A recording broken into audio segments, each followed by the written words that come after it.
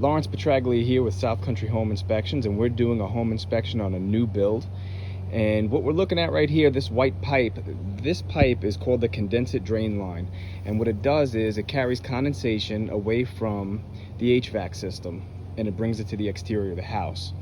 So your interior air handler will build up condensation and then it drains it into that pipe, runs underground, and then it comes out and terminates right here.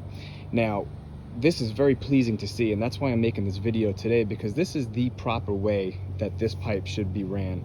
It comes out and it runs and extends to the end of the pad that the exterior unit sits on.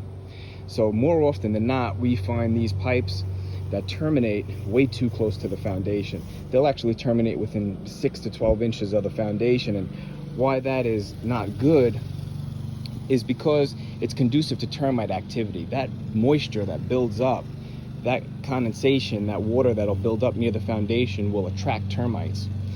Now also over time, what can happen is the soil will erode and it could be bad for the foundation as well. But this is the proper way to do it, and it was really nice to come across this because you don't come across this too often. So it was nice to see this. If you're in need for a home inspection, just give us a call anytime. South Country Home Inspections, 386-283-6548, and we'll be happy to serve you.